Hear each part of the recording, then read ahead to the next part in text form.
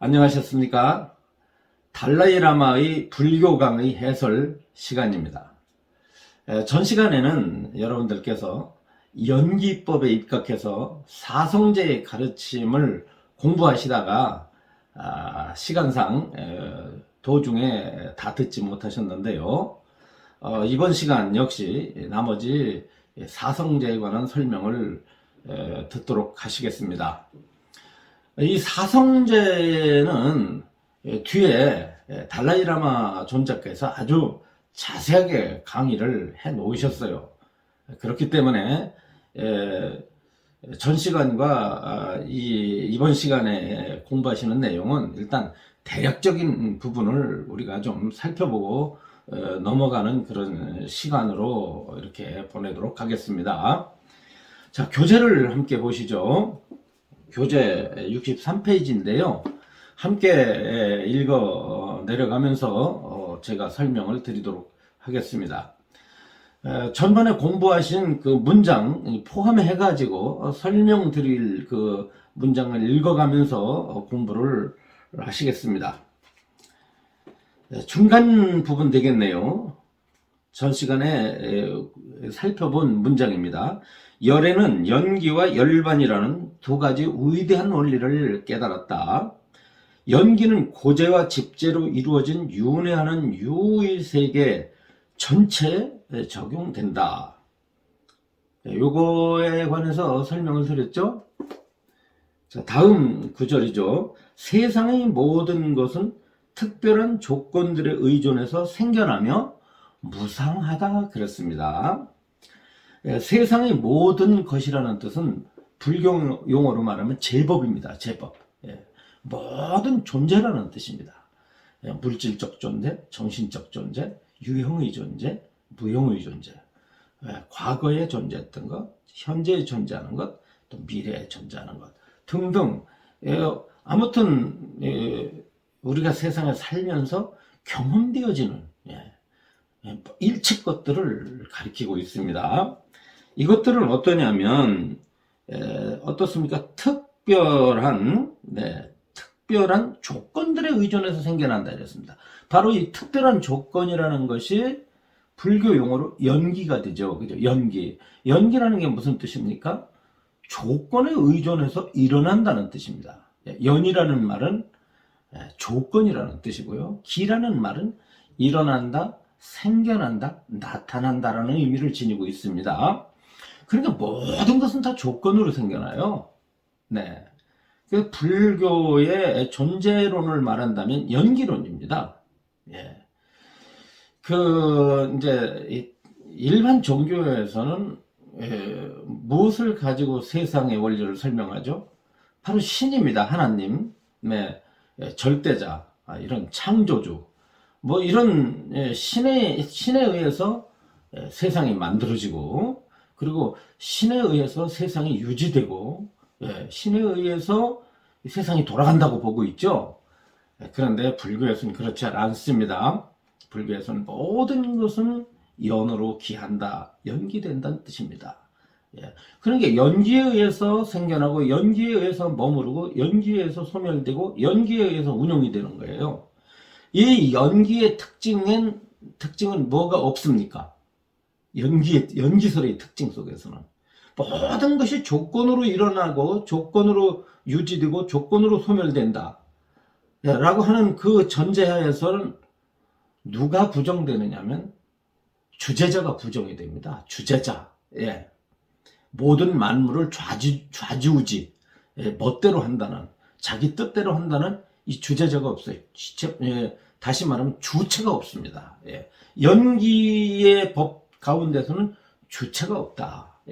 이렇게 부처님께서 깨달으심으로 말미암아 일반 종교나 철학과는 완전하게 다른 내용을 천명을 하셨죠. 그래서 불자라고 한다면 무엇을 믿어야 됩니까? 신을 믿는 것이 아니라 바로 이 연기의 이치를 믿어야 됩니다. 연기는 법칙이에요.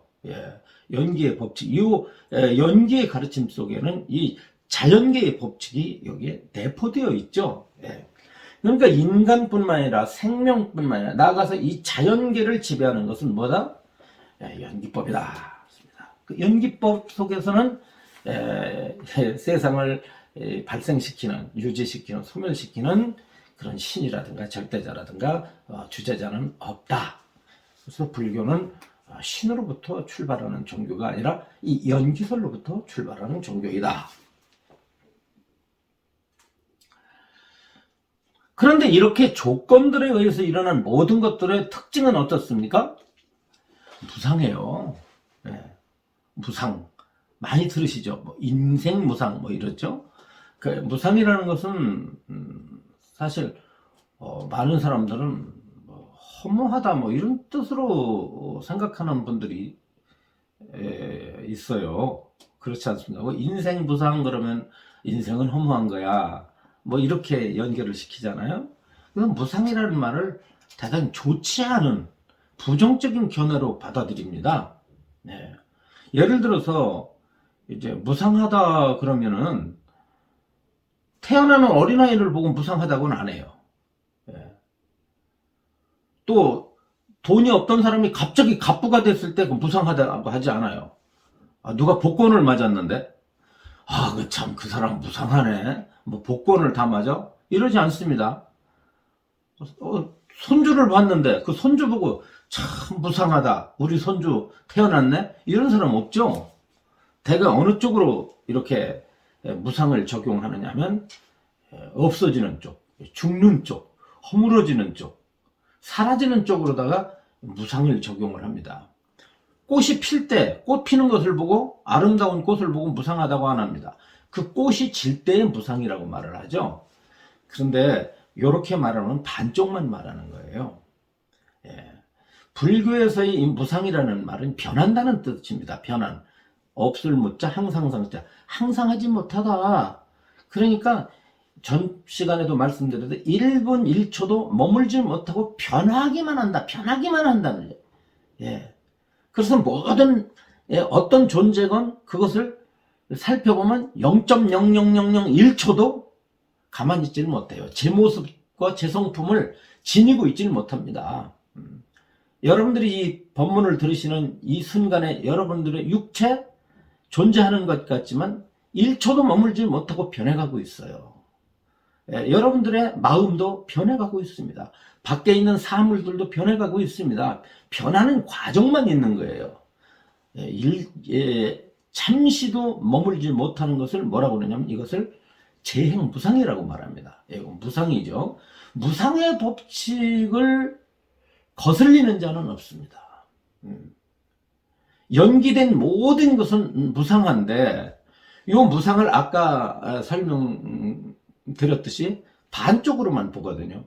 사라지는 쪽, 없어지는 쪽, 허물어지는 쪽으로만 보는데 실상에 있어서는 어떠냐면 이것은 생겨나는 것 자체도 그것도 무상에 적용이 됩니다. 꽃이 피는 것 자체도 무상이에요. 손주가 하고 참 귀여운 손자가 태어났을 때 그 태어나는 순간도 무상이라고 하는 용어 속에 들어갑니다. 그러니까 없던 것이 생겨나는 것도 무상이지만 생겨나는 것이 사라지는 것도 무상이라고 한다면 만들어짐과 사라짐, 태어남과 죽음, 나타남과 사라짐 자체가 이것이 전부 무상법이에요. 그렇습니다. 여러분들이 아침에 일어날 때부터 무상을 경험하면서 밤중에 잠자리에 들 때도 무상을 경험하면서 잠을 자는 순간에도 무상을 경험합니다. 자기가 그 무상을 알건 모르건 간에 무상을 인식하건 인식하지 못하던 간에 이 세상은 항상 무상의 법칙으로 돌아가고 있다. 그래서 이 무상의 진리를 우리는 늘 생각해야 됩니다. 그렇습니다. 태어난 자는 반드시 죽는다는 사실, 존재하는 것은 반드시 없어진다는, 그리고 그 과정을 겪고 간다는 사실을 여러분들이 마음속으로 받아들여야 됩니다. 우리는 이 무상을 마음으로 받아들이게 되면은 세상의 원리에 순응하게 되죠. 그럼 순응하게 되면은 자기 자신에게 닥쳐지는 고통을 받아들이고 감내할 수 있는 능력이 생깁니다. 무상을 거부하면 어떻게 되죠? 무상은 진리이기 때문에 그것을 거부하면 어떻습니까? 오히려 정신적인 큰 고통에 휩싸이게 됩니다. 부처님께서는 늘 제자들에게 무상을 생각하라고 했습니다. 그렇다고 이제 허무하게 보시지 마세요. 무상과 허무하고는 괴리가 있습니다. 차이가 있습니다. 모든 법을 무상으로 보는 거하고 모든 법을 허망하다, 허무하다라고 보는 거하고는 부처님의 뜻과는 거리가 있다라고 하는 거 알아두시기 바랍니다. 열반은 도제에 의해 깨달아지는 무의 즉 멸제이다 그랬습니다. 열반이라고 하는 것은 고통의 원인이 사라진 거죠. 즉 번뇌가 사라진 것을 열반이라고 말합니다. 예. 그럼 번뇌가 사라지면 우리에게 무엇이 주어질까요? 고통으로부터 벗어나게 됩니다. 예. 그러니까 열반을 얻게 되면 자동적으로 무엇이 주어지느냐 하면 해탈이 주어집니다. 고통으로부터 벗어난 해탈이 주어지기 때문에 열반과 해탈은 바로 부처님께서 발견하신 세계고 역시 그 세계를 우리가 추구하기 위해서 이와 같은 공부를 하는 것이다. 열반은 도제에 의해 깨달아지는 무의라고 말했습니다. 여기서 도제라고 하는 것은 길이에요, 길. 열반에 이르는 방법이라는 뜻입니다. 그래서 도제는 방법의 진리라고 말을 해요. 도는 길도자거든요. 길도자인데 여기서 길은 어떻습니까? 우리가 서울에서 부산으로 가려면 반드시 무엇을 거쳐야 돼요? 부산에 가는 길을 따라야 됩니다. 그렇지 않습니까?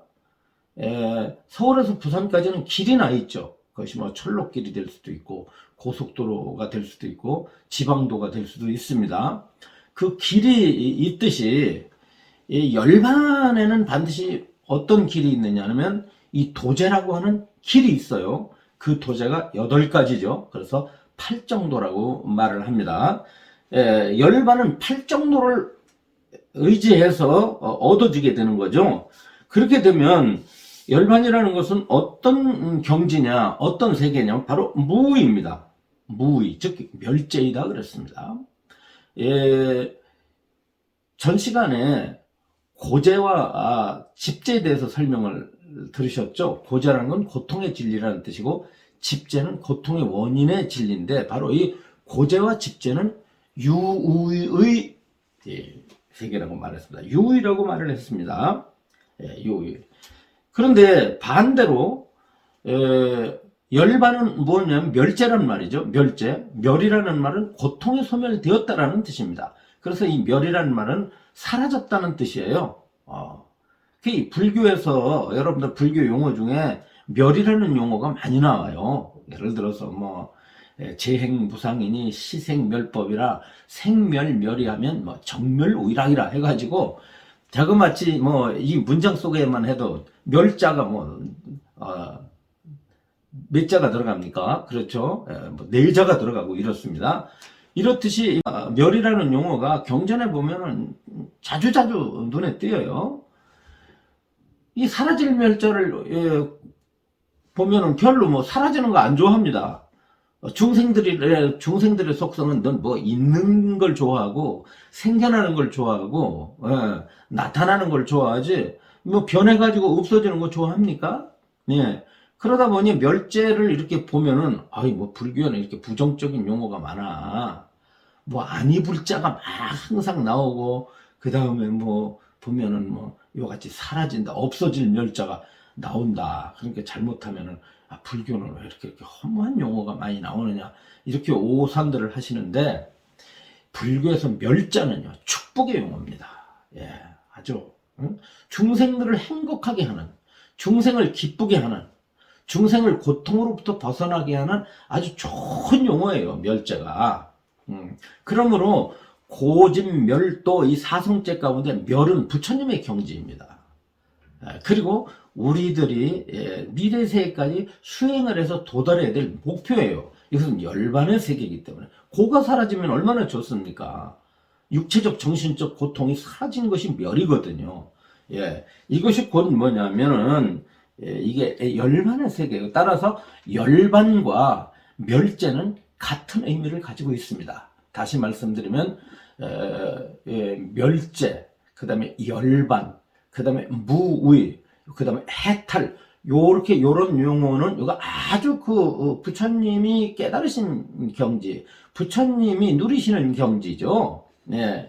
그리고 이와 같은 경지는 수많은 수행자들에 의해서 주어지고 누리게 되는 그러한 누구나 도달할 수 있는, 누구나 노력하면은 그 세계에 다다를 수 있는 실증적인 실제로 수행을 하게 되면은 자기 자신이 직접적으로 누릴 수 있는, 죽어가지고 무슨 천국을 가고 죽어서 극락을 가는 것이 아니라 이 멸제, 무의, 해탈, 바로 열반이라는 것은 살아있는 이 상태에서 도달하게 된다. 부처님의 위대성은 요것을 이루셨기 때문에 위대하신 거예요. 그걸 그냥 부처님 혼자 스스로 그것을 누리시는 것만 해도 대단한 건데, 이것을 중생들에게 다 피셨단 말이죠. 아낌없이 평생 동안을 스스로가 터득하시고 스스로가 정득하시고 스스로가 누리시는 이와 같은 열반과 무의와 해탈을 중생들에게 함께 하고자 평생을 전법을 하셨다는 점, 그 점에서 우리는 부처님께 머리를 숙이지 않을 수가 없다. 무이라고 하는 말은 함이 없다는 뜻이죠. 연기로부터 벗어났다는 뜻입니다. 연기의 세계는 조작되어진 세계예요.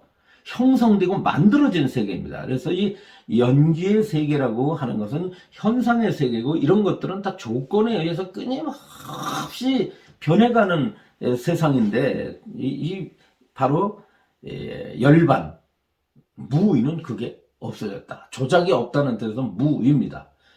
의라는 말은 함이라는 뜻이냐, 한다라는 의미, 무언가를 한다라는 의미가 우자인데, 이것이 없다, 함이 없다 라고 하니까 이것은 조작됨이 없다. 조작됨이 없으니까 어때요? 생겨나거나 소멸하지 않습니다.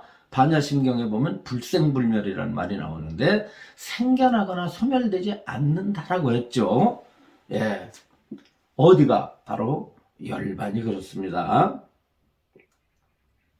연기와 열반은 존재하는 모든 것을 포함하고 있기 때문에, 연기와 열반을 이해하는 것은 존재하는 모든 것을 이해하는 것이다. 그랬습니다. 따라서 이 사성제와 연기와의 관계는 이것은 어떻습니까? 뗄래야 뗄 수 없는 교리이다. 독립적 교리가 아니다 이겁니다. 불교 공부를 여러분들이 하시다 보면은 수많은 용어들이 나오는데요. 그 용어가 독립적인 용어가 하나도 없어요. 전부 연결되어 있습니다. 하나하나가.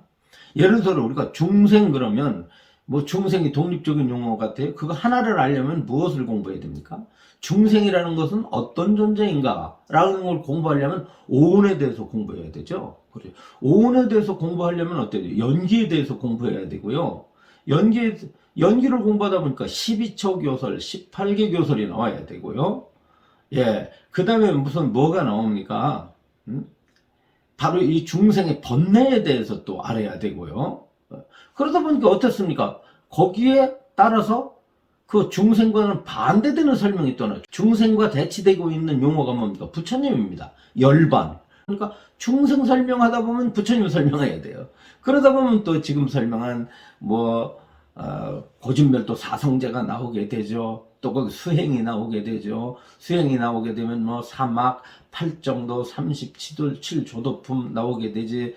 그 뒤로부터 또 수다원, 사담, 아남, 아람 나오게 되죠. 대성으로 넘어가면 공으로 넘어가게 되죠. 이러다 보니까 중생 하나 설명하는데 무엇이 동원되느냐? 84,000 경전으로 전부 이것이 다 연결이 돼 있어요. 네, 그렇습니다. 그런 특징을 가지고 있어요. 불교의 아주 큰 특징이죠. 독립적인 용어가 없다. 전부 용어 하나가 전부 연결되고 있다라고 하는 거 여러분들께서 이해하시면 좋겠습니다. 그러니까 이 모든 것은 연기됐다고 하는 것은 이 연기 속에 모든 것이 포함되고 열반 역시도 모든 것이 포함됩니다. 예, 왜냐하면 가령 이제 제가 수행을 해서 열반을 제가 실현했다고 한다면 그 열반이 저 개인 속에서만 이렇게 열반이 실현되는 것이 아니라 자연계 전체로 다 열반이 확대된다는 거예요. 자, 전번에 우리는 모든 것이 고통이라는 고제에 대해서 공부를 하셨죠. 그죠? 고제에 대해서 공부를 하셨고, 그 고제에서는 어떻게 보냐면, 일체계고라고 그래가지고, 모든 것이 고통이라고 보는 거예요. 일체계고라고 하는 교설이 있는데, 앞으로 공부를 하시겠지만, 일체계고는 모든 것이 고통이라고 했을 때, 이때 모든 것은 뭐냐면, 자기의 몸과 마음뿐만 아니라 이 자연계 자체가 다 고통이라는 뜻입니다. 네. 중생에게는 모든 것이 다 사실은 고통의 세계라는 뜻이에요. 사람들은 생각하기를 아니 고통이면 내 정신이나 내 육체의 고통이지 어떻게 자연계까지 무슨 보이고 들리는 뭐 이런 산화대지 뭐 저 태양 자체도 고통이란 말이야? 그럼 부는 바람도 고통이란 말이야? 타오르는 불도 고통이란 말인가? 이렇게 의심을 하지만 그것들 역시도 고통으로 보고 있습니다. 왜 그러냐면 우리들의 이 육체와 정신은 독립적이지 않고 어떻습니까? 관계돼 있어요. 자연계에 의해서 여러분들의 육체와 정신이 만들어지고 거기에서 유지되고 소멸됩니다. 여러분들이 독립적으로 살 수가 없어요. 자연계 없이 어떻게 여러분들이 살 수가 있습니까? 그러니까 자기의 고통 자체가 일어나는 게 자기 몸과 마음에서 일어나는 것 같지만 실제는 어떻습니까? 그 자연계라고 하는 영향, 다시 이 불교에서는 자연계가 어디에 해당됩니까? 색성량 미촉법에 해당이 되는데요. 바로 객관세계죠. 우리가 객관에 의해서 뭐가 됩니까? 주관이 있거든요. 여러분들은 자연계, 이 객관 대상 없으면 여러분들이라는 주관도 없어요. 그러니까 주관은 객관으로 말미암아 주관이요. 객관은 주관으로 말미암아 객관이에요. 연기된 겁니다. 조건으로. 저것이 있으므로 이것이 있고 이것이 있으므로 저것이 있기 때문에 고통 자체도 여러분들의 주관적인 몸과 마음에서만 일어나고 있는 것 같지만 대상으로부터 야기되고 있고 내 자신이 고통스러울 때는 어떻습니까? 자연계도 고통스러워요. 여러분들 몸이 아파 보세요. 여러분들 몸이 아프면 아름다운 꽃이 아름답게 보입니까? 평소에 좋아했던 음악이 여러분들이 어떤 충격을 받아가지고 정신적으로 큰 고통에 휩싸였는데 누가 음악 틀어주면 기분 좋아요? 자기 가족이 죽었는데 누가 와가지고 우스갯소리 한다, 뭐 코미디를 한다고 그러면 그게 좋게 들립니까? 그때는 그 소리 자체도 고통으로 들립니다. 내 육체와 정신이 고통스러우면 어때요? 모든 것들이 다 고통으로 나타나고 내 몸과 마음이 즐거우면 세상이 다 즐겁게 보입니다. 그렇기 때문에 고통도 일체 계고예요. 모든 것이 고통이에요. 전번에 말씀드렸듯 중생들은 어떤 세상을 살아가면서 락이 있죠.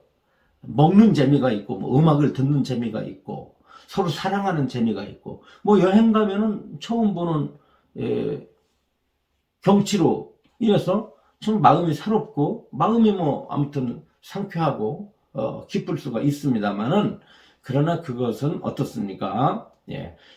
이 번뇌를 끊지 못한 상태에서 생겨나는 기쁨이기 때문에 그것은 무상한 것이고 변하는 것이고 그것은 어떻습니까? 부처님께서 보실 땐 바로 고통이 치장된 것, 고통이 감각적 쾌락으로 나타난 걸 뿐이라고 말을 합니다. 네.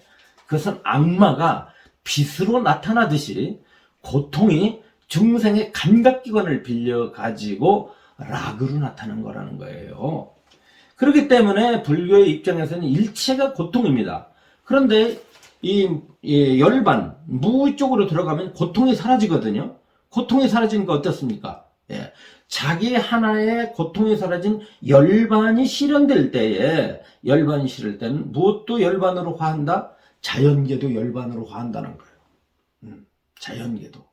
그래서 어떤 일체 고통이 열반을 실현한 자에게는 뭘로 드러나냐면 바로 기쁨의 세계, 해탈의 세계로 나타나게 되기 때문에 여기에서 열반은, 연기와 열반은 존재하는 모든 것을 포함하고 있다. 이렇게 달라이라마 존자께서 강의를 하신 것입니다. 연기와 열반을 이해하는 것은 존재하는 모든 것을 이해하는 것이다. 자, 존재하는 모든 것이라는 게 뭘까요? 자, 불교에서는 제법을 분류할 때, 존재를 분류할 때 두 가지로 일단 분류합니다. 그게 뭐냐면 속자와 진재예요. 다시 말하면은 중생계와 열반계로 나눕니다. 이 중생계를 다른 말로는 윤회계라고도 말을 해요. 윤회계. 그래서 이 대승 논서가 있죠. 여기 보면은 어디에 있습니까? 여기 보면 있습니다. 해탈장업론. 여기 해탈장업론이라는 책이 있는데요. 제가 한번 써보겠습니다. 이 해탈장업론이라는 이 논서에 보면은 첫머리에 뭐로 나오냐면 이 세계는 바로 윤회계와 열반계로 나눈다. 딱 이렇게 둘로 나눠가지고 설명을 하고 있습니다. 이 세상은 중생계와 열반계로 나누는 거예요. 열반계는 부처님 세계니까 쉽게 말하면 중생계와 부처님 세계로 나눈다 이거예요. 둘로 나눈다 이거예요. 근데 중생들은 중생계는 알지만 열반계는 모르거든요. 이 열반계는 부처님 세계는 부처님만이 알아요. 그리고 이와 같은 훌륭한 가르침을 공부한 사람만이 이해할 수가 있다 말이죠. 중생들은 현실밖에 몰라요. 인생경이 이렇게 살다 가나보다 이거예요. 그냥 뭐 특별한 거 없죠. 만년 전이건 천년 전이건 백년 전이건 인간 살아가는 패턴은 비슷합니다. 별로 달라질 게 없어요. 이렇게 문명이 발달하고 과학이 발달하고 무슨 뭐 이래서 좀 살기가 대단히 편하다고 하지만 중생이 살아가는 이 방법, 그 중생이 살아가는 모습은 별반 다를 게 없어요. 그러니까 좀 맛있는 거 먹고 따스한 데서 잠자고 이 눈으로 봐서 좋고 귀로 들려서 좋고 코로 냄새 맡아서 좋고 이 감각적 쾌락을 추구하다가 그냥 갈 뿐이에요. 그렇지 이것으로부터 벗어난 열반계에 대해서는 상상이나 하겠습니까? 이 공부하지 않으면 저 지금 시내를 활보하는 사람들이 이와 같은 아주 그 높은 차원의 이 가르침을 이해할까요? 생각이나 할까요? 그런 의미에서 여러분들이 오늘 이와 같은 가르침을 공부한다는 것은 매우 칭찬받아야 될 일이고 또 이렇게 공부하는 것이 마땅하다 하겠습니다. 그래서 이제 이거 불자라고 한다면 어떻습니까? 연기적 관점에서, 연기설의 관점에서 사성제에 입각한 시각을 가지고 자신과 세상을 살펴봐야 된다. 부처님은 법을 실천하고 다르마, 법을 실천하고 그 법을 다른 사람에게 가르쳤던 사람으로 칭송되고 있다 그랬습니다. 부처님. 부처님이 어떤 분이냐면 법을 실천하고 그 법을 다른 사람에게 가르쳤던 사람으로 칭송한다 이 말이죠. 부처님이라는 분은.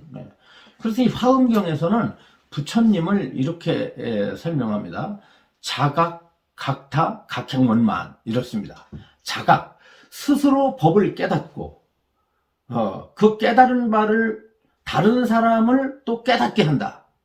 자신 스스로가 깨닫고 자각이죠. 스스로 법을 깨닫고 다른 사람을 또 깨닫게 한다. 그래서 자각, 각타, 그리고 각행 원만이다 그랬습니다.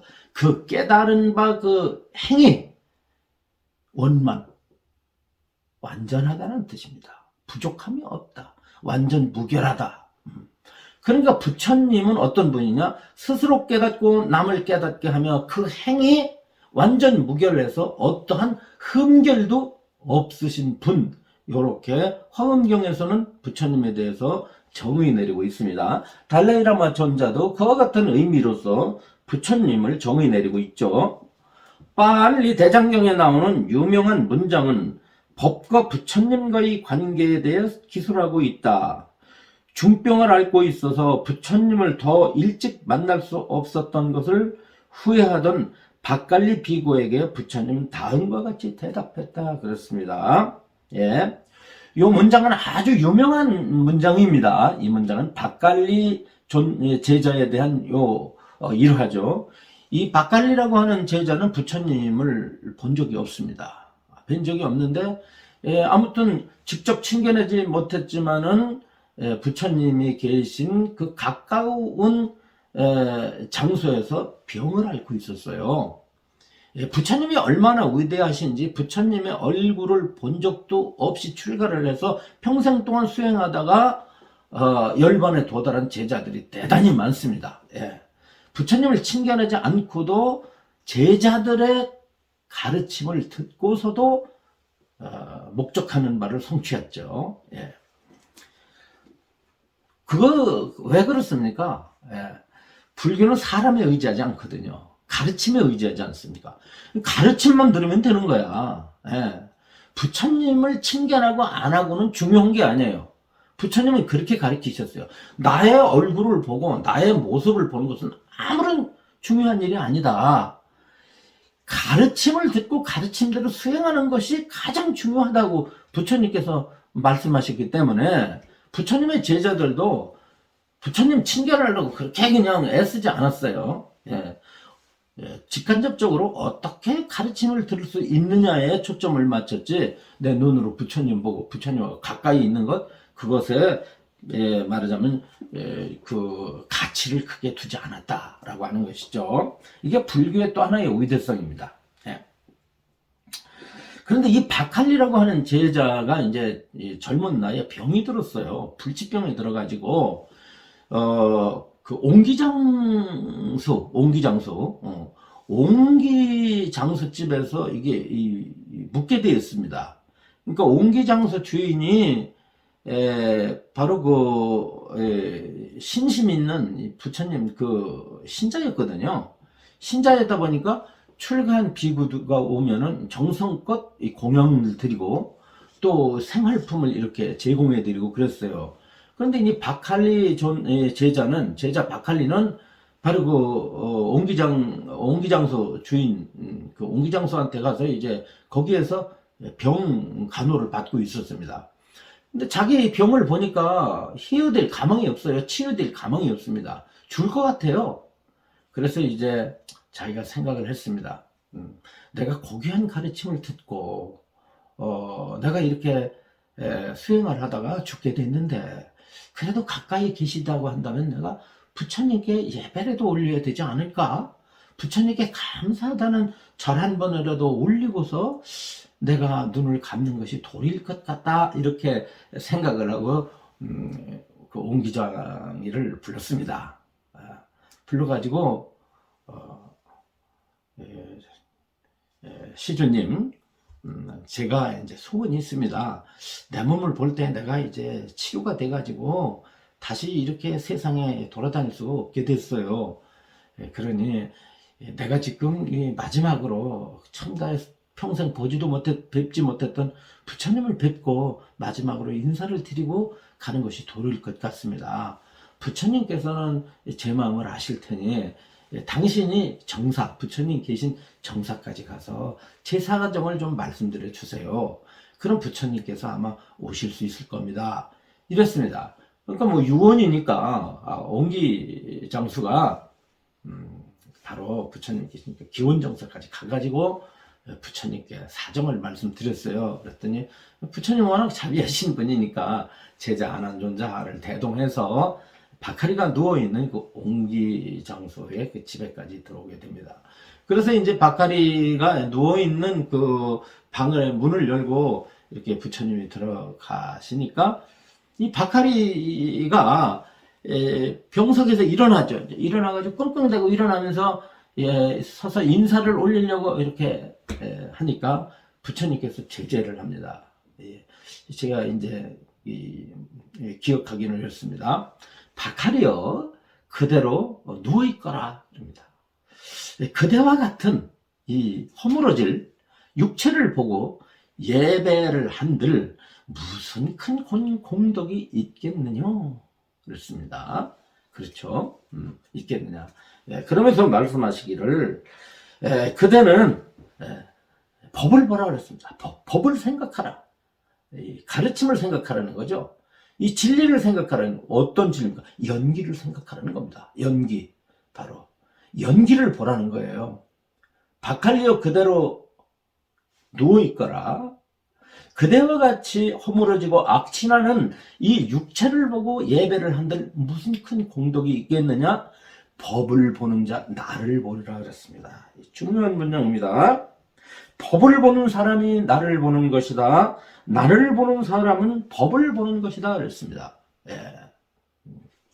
그러니까 부처님을 친견한다는 것은, 부처님을 본다는 것은 부처의 육체를 보는 것이 아니라 무엇을 본다?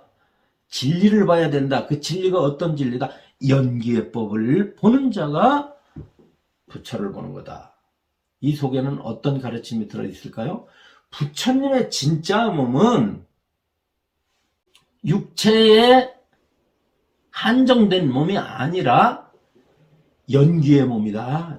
연기가 진리라고 한다면 연기는 어떻습니까? 법이죠. 법. 모든 법이 연기를 내포하고 있다면 부처님은 육신이 아니라 뭐다?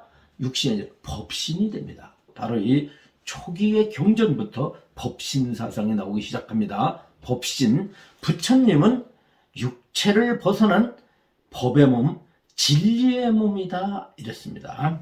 그렇다고 해서 부처님의 육신 자체도 연기됐다고 한다면 부처님의 육신도 사실은 법의 몸이지만 그 법이라고 하는 것은 부처님에게만 육체에만 적용되는 게 아니라 모든 존재 일반에 적용이 되기 때문에 모든 존재의 근본 원리인 연기를 보는 자가 어떤 것을 보는 거다? 바로 부처를 보는 거다. 이래가지고 연기법과 부처님이 바로 하나다라고 하는 것을 이 가르침 속에서 드러내고 있다.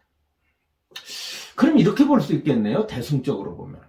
모든 것은 다 연기됐네. 모든 것은 다 연기됐어요. 여기는 책도 연기됐고, TV도 연기됐고, 컴퓨터도 연기됐고, 안경도 연기됐고, 이거 다 이 집도 연기됐고, 밖에 나오면 모든 게 태양과 달과 별과 바람과 물과 불이 전부가 연기됐다고 한다면, 그 부처님이 그러면은 연기가 진리고 그 연기를 보는 자가 부처님을 본다면 모든 게 그는 부처님 아니야. 네. 그래서 대승에서는 일체법이 곧 부처님이라고 말합니다. 네. 금강경에서도 그렇지 않습니까? 열애라는 것은 일체법 여인이라 그랬어요. 모든 법이 부처님이고 또 일체법 계시불법 그랬습니다. 모든 법이 다 불법 아님이 없다고 말했죠. 이 대승에서 모든 것이 부처님이고 모든 것이 부처님이기 때문에 부처님이 안 계신 곳이 없다 라고 하는 상주설이 바로 이 박할리와 부처님과의 문장 속에서부터 출발한다는 사실을 우리는 알고 가야 된다. 네. 부처님을 보고 아는 것은 신체적으로 이루어지는 것이 아니라 종교적 실천을 통해서, 종교적 발전을 통해서 이루어진다. 부처님에게 가까워진다는 것은 부처님이 이룬 것과 동일한 도제와 멸제를 실천하는 것을 뜻한다. 그렇습니다. 여기 연필 가지고 여기다 살짝 줄치세요. 중요한 문장입니다. 부처님에게 가까워진다는 것은 부처님이 이룬 것과 동일한 도제와 멸제를 실현하는 거예요. 도제. 팔정도 8가지 바른 길이 있죠. 나중에 다시 설명드리겠습니다. 바로 정견, 정사, 정어, 정업, 정명, 정정진, 정념, 정정, 요 8가지 바른 길을 가는 것으로서 부처님과 가까이지는 것이지, 이 연기를 이해하지 못하고 사성제를 이해하지 못하면은 어떻다? 절에 가서 아무리 빈다 할지라도 가까이 가는 것이 아니다 이거죠. 그렇습니다. 뭐 불자들 열심히 절에 가서 불상 보고 예배하죠. 부처님 앞에 공양 올리고 그 앞에 뭐 절하고 108배하고 그 앞에 참회하고 뭐 덜은 뭐 3000배도 하고 어떤 분은 뭐 100,000배를 하고 막 이래요. 그래서 제가 과거에 들었던 본명 중 만배보살이라고 있습니다. 만배보살님이라고. 그 만배를 툭 하면 만배를 하기 때문에 만배보살이에요. 얼마나 절을 열심히 했는데. 근데 과연 이분이 연기를 아느냐라고 하는 거죠. 연기의 가르침을 아느냐. 사성제에 대해서 아느냐라고 한다면, 만약 연기를 모르고 사성제를 우리가 그 가르침을 이해하지 못한다고 한다면 그 신심은 지혜 쪽으로 나아가는 신심이 아니라는 것입니다. 안타깝게도. 예. 물론 그와 같은 예배 행위를 통해서 성취감이 있죠. 공덕, 나름대로 공덕은 얻는다고 하지만은 지혜 쪽으로 나아가질 못한다. 그렇게 가가지고는 어떻다? 그렇기 때문에 열반을 실현할 수 없다. 우리 마음이 법으로 변화된 만큼, 가르침으로 변화된 만큼 우리는 부처님을 그만큼 본다. 그렇습니다. 우리의 마음에 연기의 가르침을 듣고 사성제를 이해하고 도제를 통해서 도제를 통해서 멸제에 이르는 길을 간 만큼 우리는 어떻게 되냐? 부처님과 가까워지고 부처님과 하나가 된다, 이런 뜻이에요. 그만큼 보는 거예요. 여러분들이 지금 이 법문을 이 설명을 들은 것만큼 여러분들은 어떻습니까? 부처님을 보고 있는 겁니다. 오늘도 이와 같은 가르침 시청하신 여러분들께 큰 공덕이 있으시기를 바랍니다. 다음 시간에 뵙도록 하겠습니다.